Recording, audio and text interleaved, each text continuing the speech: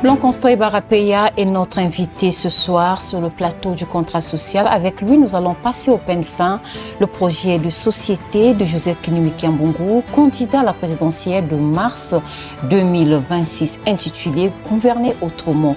Que pense l'expert de cette vision? Ce programme peut-il réellement guérir les maux qui minent la société congolaise? Bonsoir, docteur. Je suis ravi de vous retrouver une fois de plus pour cet exercice d'analyse. Merci beaucoup, merci madame. C'est moi qui vous remercie pour m'avoir encore invité sur ce plateau.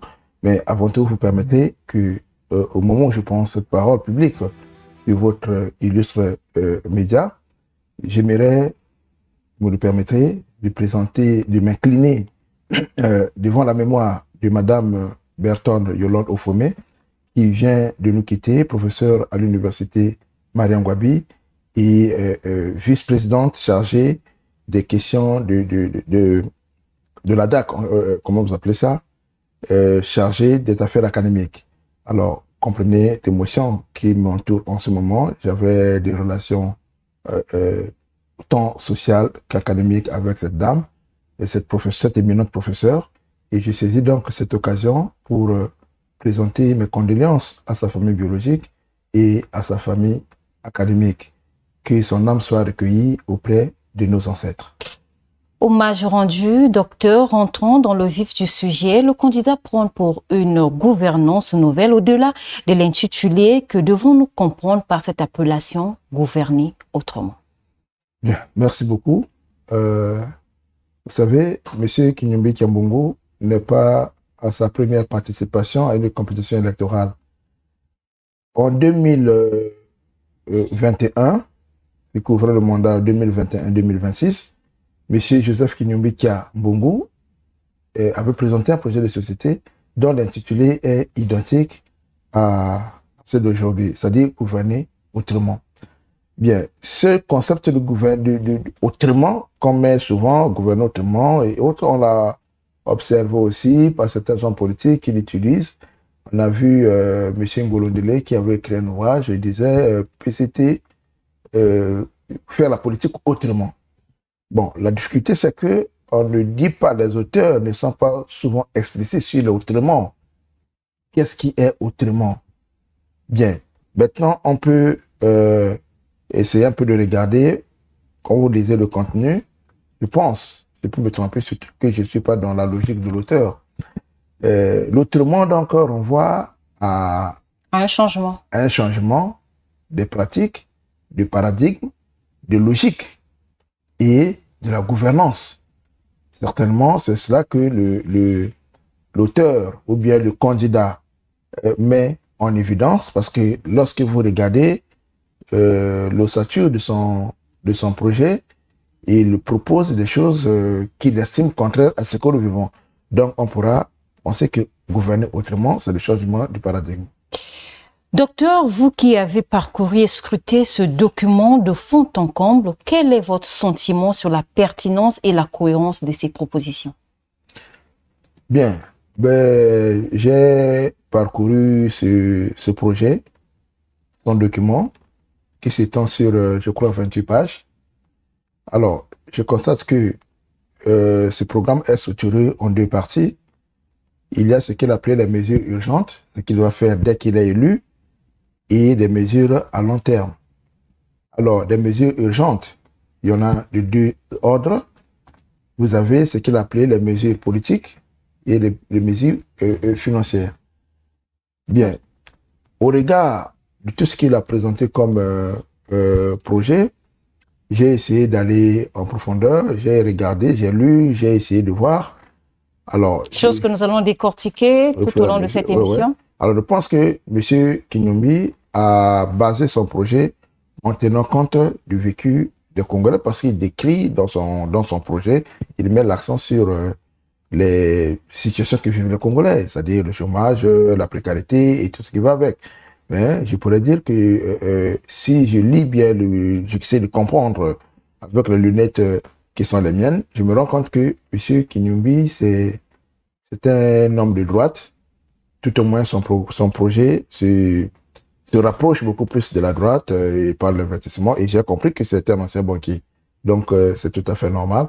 Et nous allons donc voir que dire que le projet va répondre aux attentes des Congolais, là aussi, je ne suis pas certain parce que le programme politique, surtout le projet tel qu'il est fait, c'est difficile de dire. Pourquoi? Parce que, il n'est pas chiffré. On ne sait pas combien est-ce que il lui faut pour réaliser son projet dans 5 ans. C'est pas chiffré. Juste sur quelques points, on va revenir. Et puis, deuxièmement, il ne nous dit pas où est-ce qu'il prendra l'argent pour régler telle ou telle question qu'il a soulevée dans son projet. Donc, nous allons y revenir. Joseph Kinyumbi Kiambangou se présente pour la 5e fois devant les électeurs. Estimez-vous que son projet de société soulève enfin les véritables problèmes, vous l'avez souligné, vécus par les Congolais, et apporte-t-il des solutions concrètes en tant que fiscaliste qu'il est?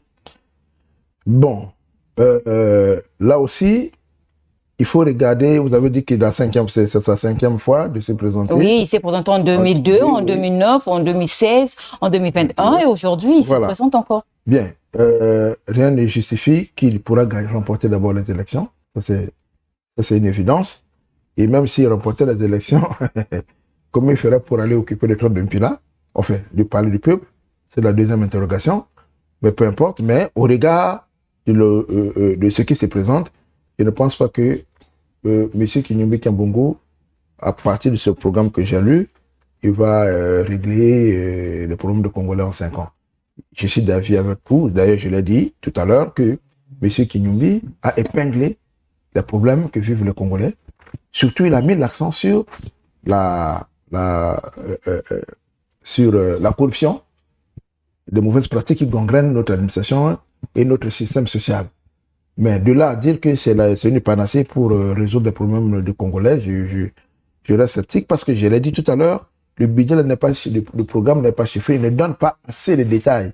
Par exemple, il ne nous dit pas les sources de financement de son programme. C'est pas clairement établi, à l'exception de l'agriculture où il a promis et mobilisé 2 milliards 500 millions de francs, non, 2500 milliards de francs CFA qui doivent financer l'agriculture en raison de 500 milliards par an. Bon, et là aussi, il ne nous dit pas clairement où est-ce qu'il prendra cet argent. Mais il a essayé de donner quelques pistes, même si ce n'est pas convaincant. Il a essayé de donner quelques pistes parce qu'il dit qu'il va supprimer le nombre de ministres de 40 ministres à 25 ministres. Or, si vous faites 40 moins 25, il vous restera 15 ministres. Alors, on prend l'hypothèse où un ministre gagne 15 millions. Alors, si vous faites 15 millions ou 20 millions, non, un ministre gagne 25 millions. J'ai pris cette hypothèse-là. Un ministre gagne 25 millions, vous faites 21 millions fois 15, le nombre de ministres, puisque c'est cet argent-là qu'on doit mettre de côté pour... Alors, on doit être à moins de... autour de 4 milliards ou non, 4 000 milliards, non, je crois que c'est 4 milliards, quelque chose comme ça. J'ai essayé de faire le calcul, mais je n'ai pas le truc en tête, mais c'est autour de 4 000 milliards, alors qu'il nous faut... Non, c'est pas 4 000 milliards. Mais toujours est-il que on ne peut pas couvrir la totalité des 500 milliards qu'on veut avoir, ou non, les 2500 milliards qu'on veut avoir. On va se retrouver autour de 4 et quelques milliards, et ça ne va pas couvrir le déficit qu'il a proposé. Donc, il a dit aussi, et là aussi il n'a pas donné de détails, sur le financement effectif de cet argent. Maintenant, parlant de l'enseignement, j'ai vu qu'il a proposé 30% qu'on devait affecter à l'enseignement pour, enfin, supplémentaire pour ce site sur le marché public. On devait leur affecter 30% pour essayer un peu de booster ce système-là. Mais il ne met pas l'accent sur la recherche scientifique parce que ce qui développe un État et la nécessité d'une université, c'est d'avoir ce qu'on peut appeler le développement de la recherche scientifique. Parce que c'est là, vous formez des ingénieurs, vous faites des découvertes nouvelles et vous développez la technologie. Donc, on ne peut pas dire à l'instant T que à partir de ce programme, il va résoudre les problèmes du Congolais. Il faudrait qu'il explique dans le détail, quand il viendra sur le plateau de télévision, qu'il explique quelles sont les sources de financement. Parce que certains projets, vous dites, je vais dire le Congo pendant 5 ans, il faut au moins avoir une idée approximative de ce que vous allez faire. Pour mes 5 ans, comme il a parlé de l'agriculture, j'ai besoin de 2500 milliards de francs CFA. Alors, les 2500 milliards de francs CFA, j'aurais besoin de 500 milliards de francs CFA par an. Et le financement proviendra de la réduction du taux de vie de l'État. Il faut qu'il soit un peu explicite. Donc voilà, bon, il aura peut-être l'occasion de le faire. Docteur, alors que la corruption gangrène l'appareil d'État, il propose une refonte totale du système judiciaire. Pensez-vous que la démarche émise par le candidat puisse réellement porter ses fruits? Bien. Vous voyez, le système juridique ou judiciaire de notre pays est défectueux. Je l'ai toujours dit, ce système-là est défectueux. Le président de la République lui-même parle du verre qui se trouverait dans le four quand il parle de la justice. Donc, c'est un point important pour le développement d'un pays. Si vous avez une justice pourrie, si vous avez des magistrats qui viennent à l'université se faire former, d'abord qui sont recrutés dans des bases, dans des critères non clairement définis, bien, qui arrivent à l'université et se forment au rabais, qui, en sortant de là, sont nommés selon des critères très mal définis, à partir de ce moment-là, nous aurons des problèmes avec la justice. C'est ce que nous vivons aujourd'hui avec notre justice. Donc là, il touche un point fort. Maintenant, comment est-ce qu'il va procéder? Puisque si vous avez une justice qui est sous l'autorité, j'espère qu'il va intégrer ça dans ses réformes, qui est sous l'autorité du gouvernement. Par exemple, vous voyez, le parquet est sous l'autorité directe du ministre.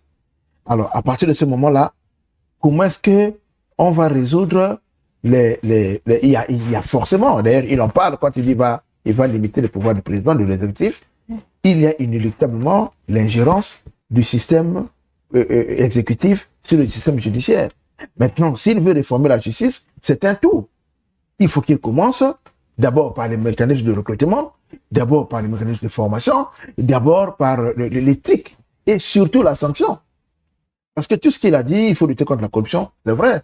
Mais si le magistrat est corruptible, comment est-ce que on peut... il n'est pas sanctionné. Après un certain nombre de greffes, il n'est pas sanctionné.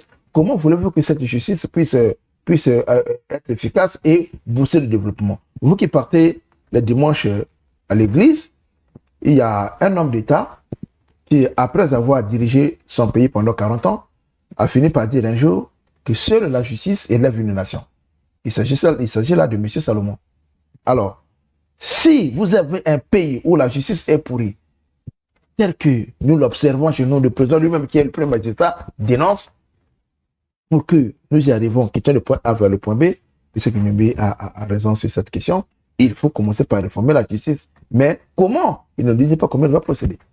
Alors que le candidat devrait normalement expliquer le processus du lutte contre la corruption, selon vous?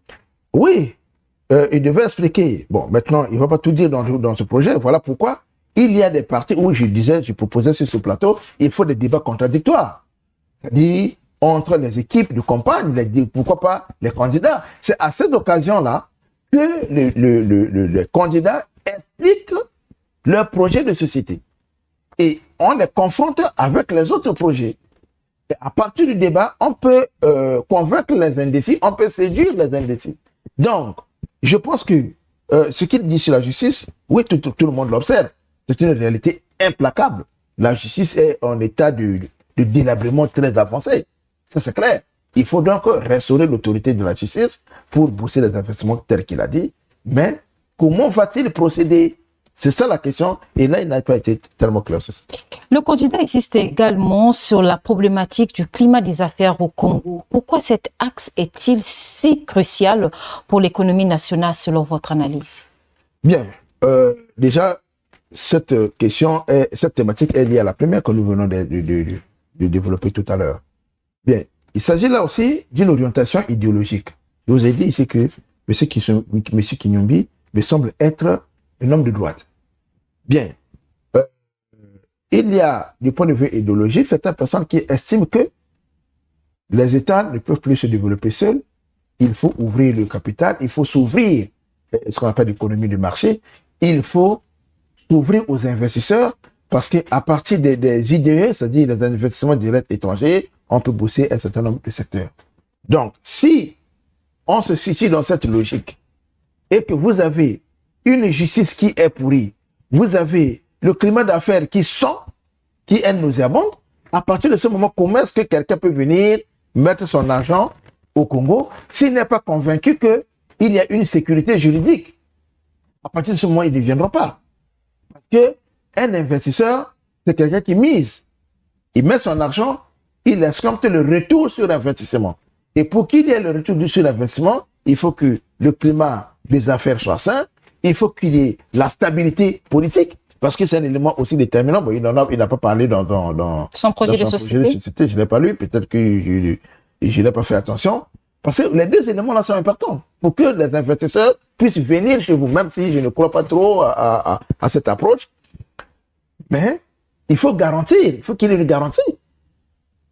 Si le climat d'affaires, quelqu'un peut arriver, vous avez vu, vous suivez souvent dans le film de Mobutu, avec la zaréanisation, où bon, un matin, tel qu'on expliquait, un matin, quelqu'un vient, on dit, bon, monsieur, donnez l'entreprise, et puis vous partez, rentrez chez vous. À partir de ce moment-là, ça ne peut pas marcher. Vous avez un système où on taxe, il y a des taxes qui ne se justifient pas.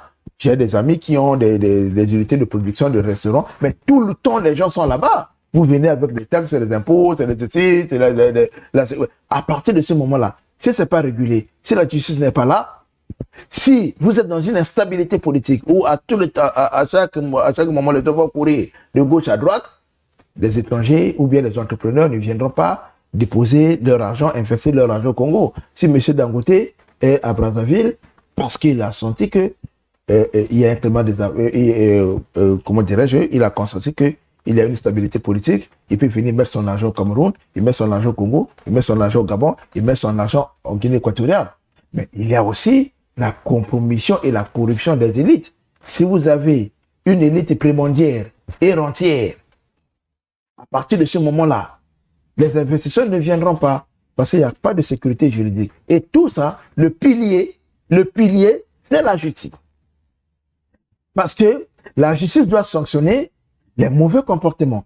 Or, si vous êtes dans une justice où c'est l'enfant du ministre de la justice qui a escroqué un sujet étranger qui a son entreprise ici, bon, le gars va aller porter plainte, tout en sachant que c'est ton père qui est ministre de la justice, ou bien c'est le beau-frère, ou bien c'est le gendre. Vous voyez qu'avec toutes ces implications-là, il sera difficile pour que les gens viennent déposer leur argent. Concernant les services de base, ils s'engagent à résoudre la crise énergétique et hydraulique par la construction de barrages. Est-ce que cela, le véritable ouf de soulagement que les Congolais attendent pour leur quotidien? Bien, il est évident que la question de l'électricité et la question d'eau ces deux questions font partie du quotidien des Congolais. Ces deux questions font partie du quotidien des Congolais et tout le monde a les yeux là. On les attend tous sur cette question. Maintenant, il dit qu'il veut construire le barrage de Sunda. C'est un projet qui date des premières heures de notre indépendance. Je mets indépendance entre guillemets. Bien. Mais où est-ce qu'il trouverait l'argent pour le faire? L'idée en elle-même n'est pas mauvaise. Mais moi, je veux le sens pratique. Il ne nous dit pas, ça va coûter combien à l'État? Deux, comment est-ce qu'il va mobiliser cet argent? Est-ce qu'il ira auprès des partenaires internationaux?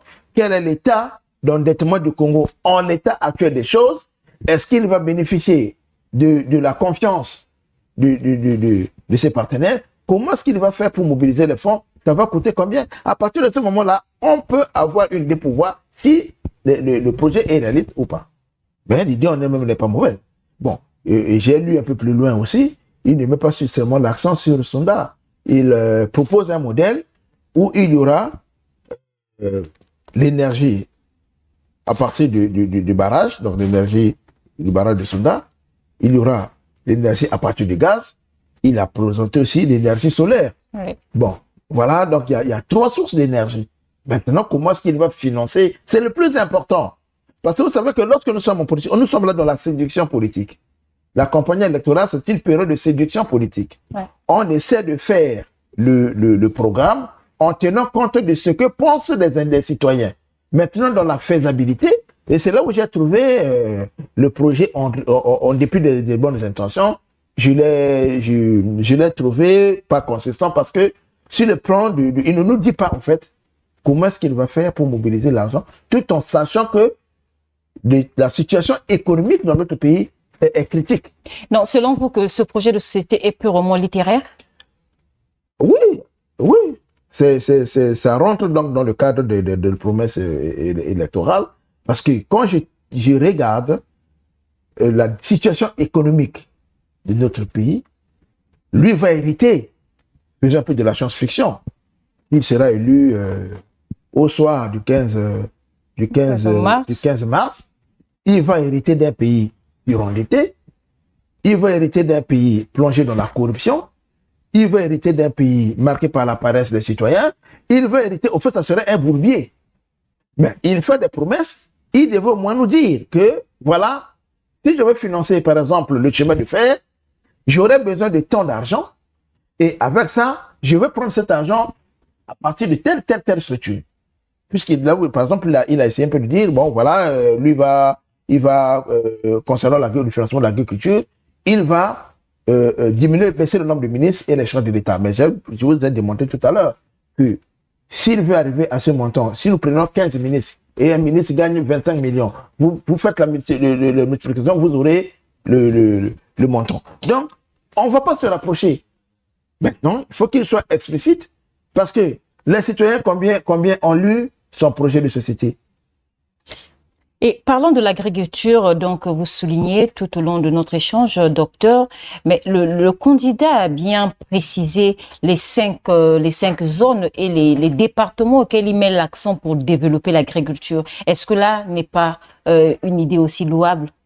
Oui, c'est très louable d'ailleurs, mais j'ai l'impression que le projet de société, j'ai l'impression, je ne dis pas que c'est ça, j'ai l'impression qu'il a reconduit, il a réchauffé le projet de société de 2021. Pourquoi? Parce que quand vous regardez dans le projet, les 5 zones dont il fait allusion, il nous parle du pool, il parle de plateau, alors que ça n'existe plus. Du Kouilou, il parle de la Likwala également, oui, mais il parle de la Lekoumou, du Grognari. Le pool n'existe pratiquement plus. Pourquoi? Parce que le pool a été segmenté. Mais nous avons toujours le pool. Je suis totalement d'accord. Le plateau a été segmenté. Alors, dans cette configuration, il faudrait que, d'ailleurs, il en a épinglé en arrière-plan, parce qu'on va lui demander, est-ce qu'il va faire des spécialisations? Oui, c'est tout à fait normal, parce que moi, je pense que dans nos États, l'agriculture reste le pilier. C'est pas l'agriculture où on danse avec le tubercule, bon voilà, on a fait ceci, les apps. Non. Si je veux faire le modèle des apps, donc vous parlez de l'agriculture moderne. Il faut mécaniser l'agriculture. Mais il faut aussi pratiquer l'agriculture des grandes échelles. Où vous êtes capable de dégager les excédents. Sinon, ça ne servira à rien. Vous allez faire l'agriculture, bon, dans une perspective purement politicienne. Vous attendez l'approche des élections pour organiser, vous appelez ça quoi, le foire agro-pastoral, et puis bon, après là, c'est terminé, c'est fini. Ça rentre dans la pure propagande électorale. Donc, je suis convaincu, personnellement, je suis convaincu, idéologiquement, je suis un homme de gauche. Je suis convaincu que le pilier de développement, il faut commencer par l'agriculture. Parce qu'à partir de l'agriculture, vous allez développer les autres secteurs. Mais si l'agriculture n'est pas pensée de manière sérieuse, si c'est l'agriculture vous faites sur les étendues de 2, 5, 3 hectares pour satisfaire, pour des buzz médiatiques, à partir de ce moment, il y a un problème. Sinon, nous avons l'avantage d'avoir à côté, en face, une main-d'œuvre et des consommateurs. Nous avons près de 80 millions, je reste modeste, puisque je ne maîtrise pas les chiffres, près de 80 millions d'habitants en face, dans une quinzaine, près de 15 millions, là, à une jet de pierre du beach du Brazzaville, donc à Kinshasa. Et ce sont des consommateurs. Et c'est aussi une main-d'œuvre plus important et à moindre coût.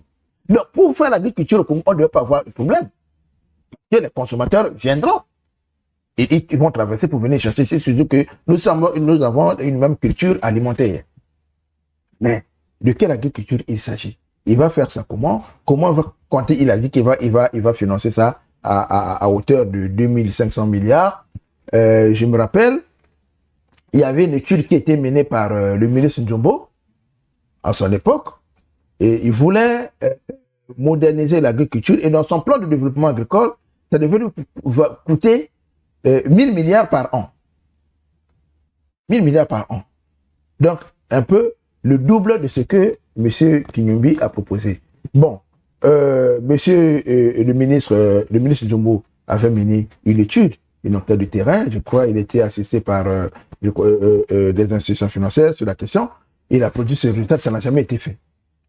Et ça a été buté à l'épineux problème de financement. Lui, comment est-ce qu'il va faire? Je pense que les 2500 milliards, il faut d'abord les mobiliser. Et j'ai démontré ici que, avec comment vous appelez, la réduction du train de vie de l'État, en termes de réduction de postes ministériels, ça sera difficile.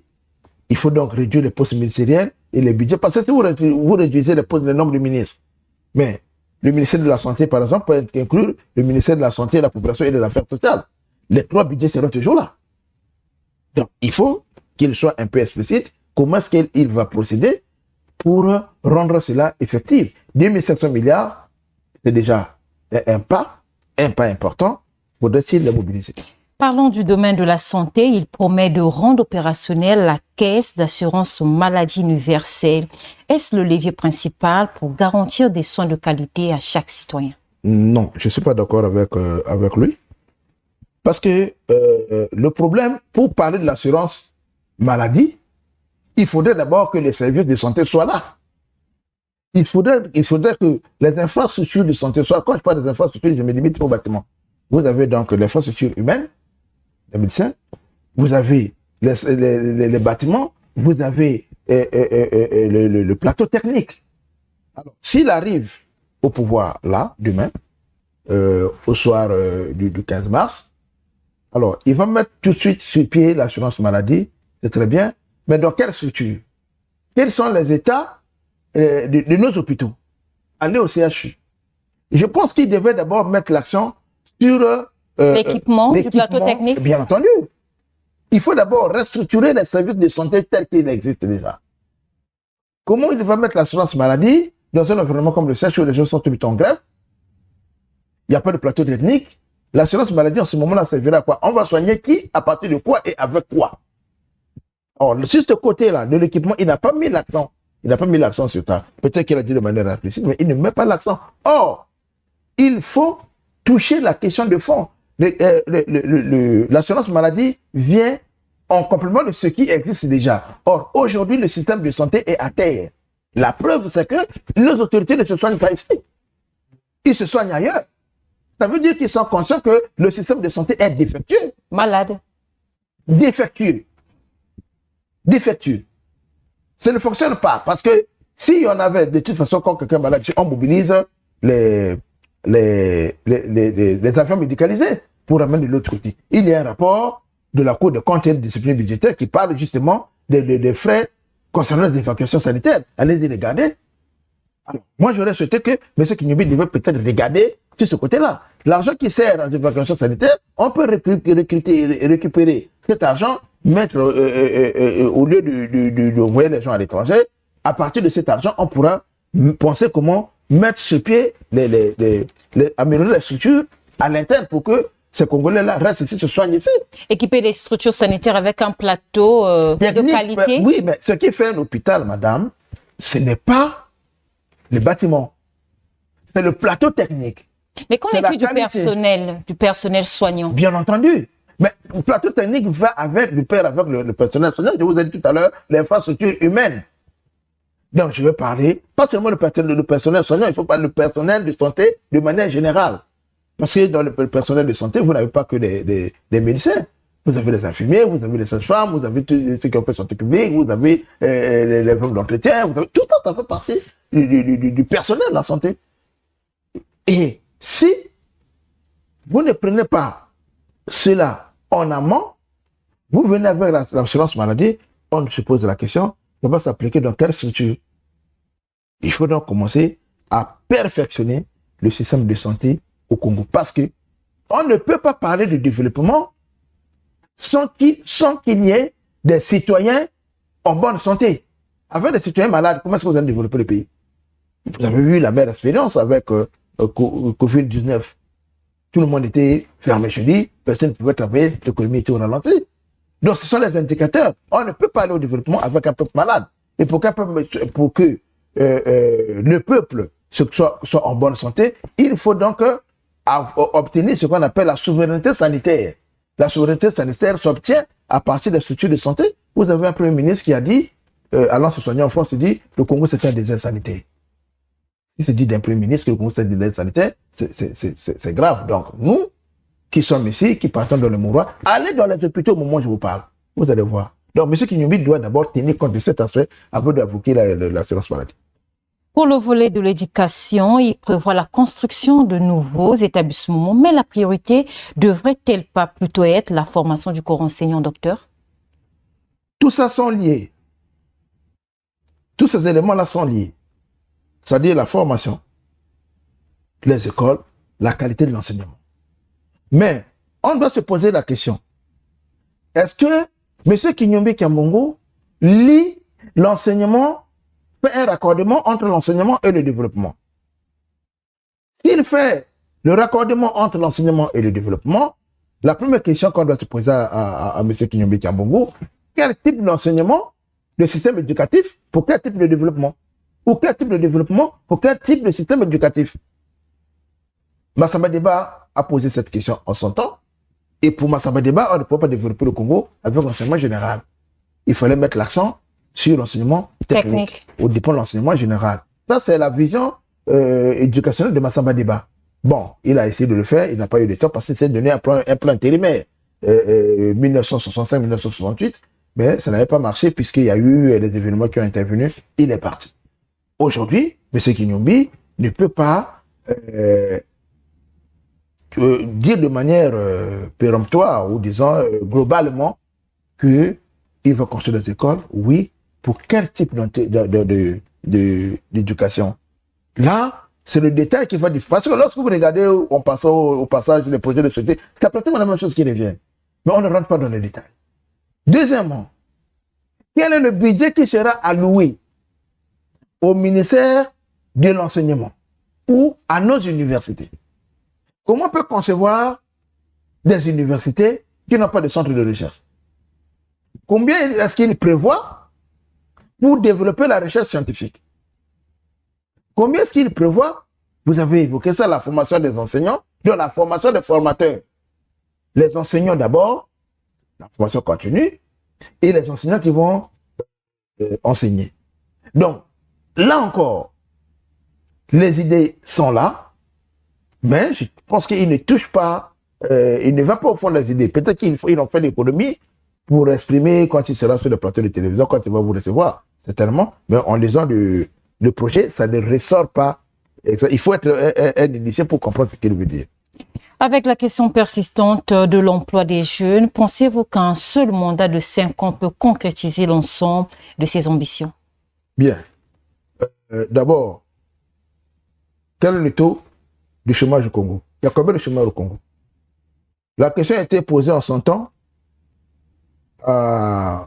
au feu Premier ministre Clément Mwamba à l'Assemblée nationale, en plein hémicycle.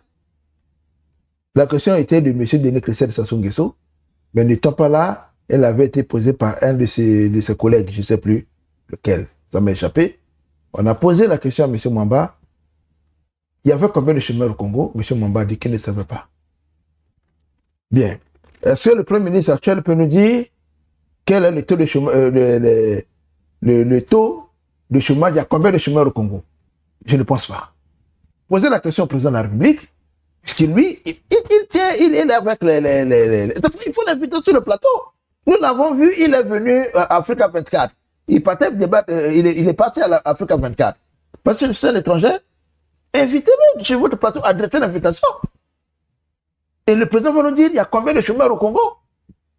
Donc déjà, si M. Kinyumbi parle de chômage, résoudre le taux de chômage, je suis d'accord avec lui, il y a combien de chômeurs? Il devait faire l'étude de faisabilité. Parce qu'en réalité, je ne sais pas s'il l'a fait.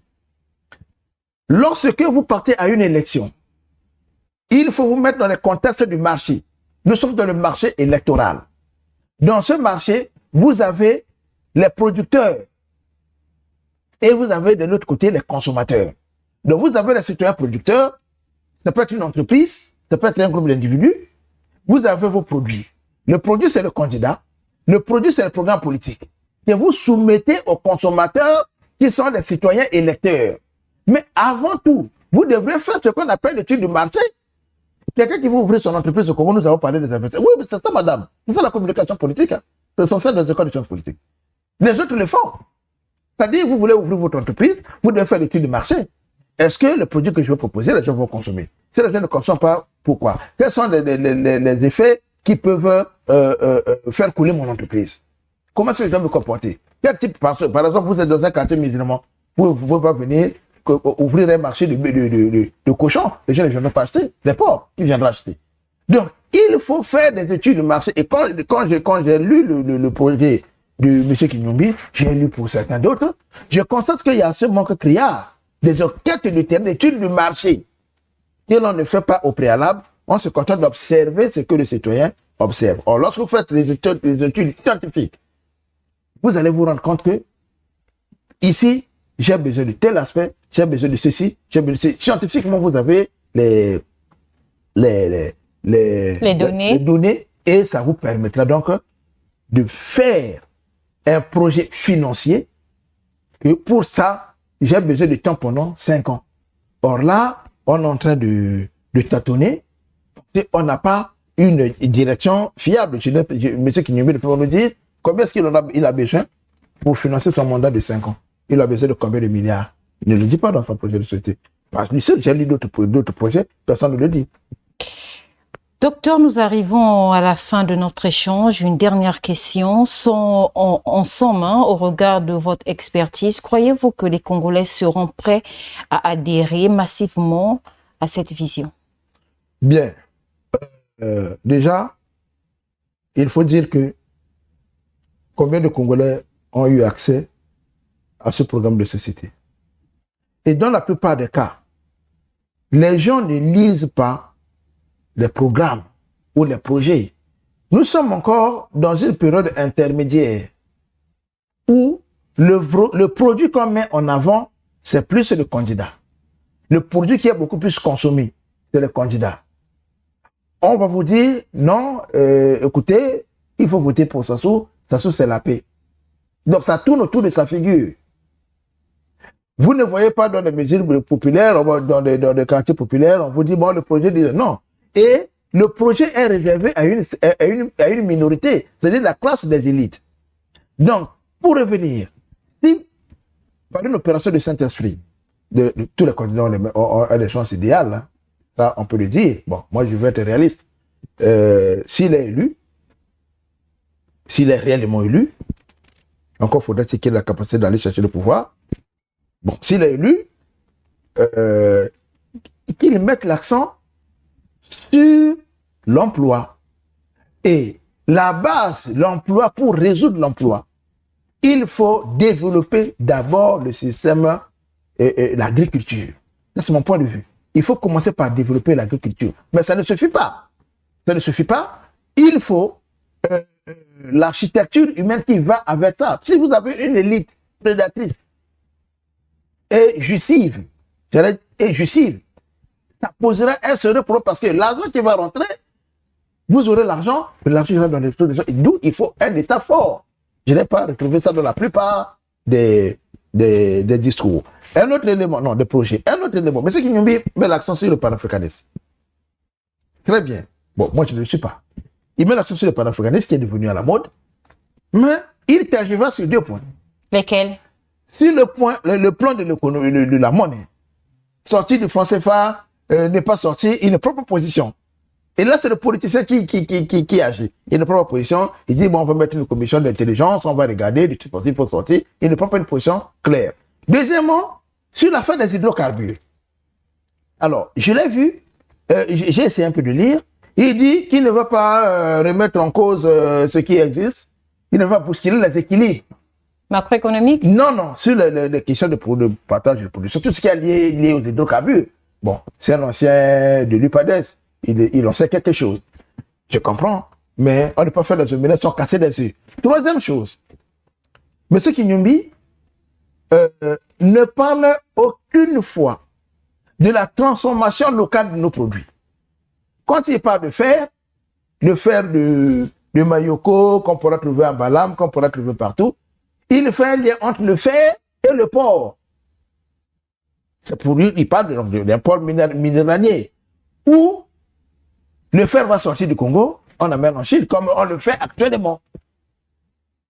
Or, nous avons besoin d'une économie transformatrice. Il faut penser à transformer localement nos matières. Dans son projet, ça n'existe pas. Le bois, il n'en parle pas. Il a mis beaucoup d'accent, il a mis l'accent, quand vous lisez sur tout ce volet-là, le volet minier, il met plus l'accent sur les mines. C'est très bien. Mais il ne pense pas, je n'ai pas lu là où il parle de la transformation locale de ce produit. Mais il faudrait pas que ça soit du panafricanisme de pacotille, c'est-à-dire électoral, où on affiche le panafricanisme, et un panafricanisme boiteux. Ou, dans le fond, il va faire le contraire. Le panafricanisme, c'est une idéologie. Ils ont des principes. Obama Gakoso pourra vous parler davantage, mais il parle du principal, l'un des éléments, c'est le CFA, que les panafricanistes attaquent. C'est le CFA. C'est l'indépendance. C'est la transformation locale de nos matières premières. Mais dans le programme de société de M. Kinyumbi Kyambungu, non seulement il ne parle pas de la transformation locale de nos matières premières, mais il tergiverse sur la question liée aux hydrocarbures et sur la question de la monnaie. Et pour terminer, on peut trouver les emplois au Congo, on peut en créer. Il suffit juste d'avoir un peuple discipliné. 2, d'avoir un peuple travailleur. 3, d'avoir des dirigeants de qualité. L'histoire nous montre que jusqu'ici, on n'a pas de dirigeants de qualité. Parce que les dirigeants de qualité ne peuvent pas aller se soigner les dirigeants sérieux ne peuvent pas aller se soigner dans un autre pays. Vous ne pouvez pas faire de vos propres hôpitaux des mouroirs, excusez-moi, et vous partez. Vous savez que le gouvernement et le Parlement congolais ont signé des accords avec certains hôpitaux en France. Vous nous informez ce soir? Ah non, j'ai lu. Vous pouvez vérifier, vous êtes journaliste. Et ça me surprend que les journalistes, vous n'êtes pas au courant. Non, sérieux. Ça me surprend que les journalistes, vous n'êtes pas au courant. Soit vous faites semblant de ne pas le savoir, soit vous êtes distrait. Vous voyez? Mais la réalité est là. Il y a des accords avec les hôpitaux qui se trouvent en France. Et donc, si un parlementaire ou un ministre est malade ici, on l'amène là-bas. Ça pose un problème. En réalité, les opposants ont un boulevard. Il y en avait. Il suffisait pour ces opposants de capitaliser, parce que l'adversaire du parti au pouvoir, c'est le bilan. C'est la gestion chaotique. C'est la corruption, tout ce qu'il a dénoncé. Maintenant, a-t-il les moyens de les combattre sérieusement? A-t-il les moyens de convaincre les Congolais lorsqu'on sait que au niveau des imaginaires, ils sont taxés de connivence avec l'ordre gouvernant. Je ne rentre pas dans ça, mais je voulais juste dire qu'il y a un projet qui est là, mais qui ne parle pas suffisamment. Surtout en termes de chiffrage. Merci, docteur, d'être passé sur le plateau du contrat social. C'est toujours un plaisir pour nous de vous avoir pour décrypter, analyser les faits de société. Merci à vous, chers internautes, de nous avoir suivis. Merci pour tout le temps que vous disposez aux productions de Tcheleka Media. Merci à l'équipe technique qui nous a aidés ce soir pour ce tournage. On se dit à très bientôt. Portez-vous bien. Au revoir.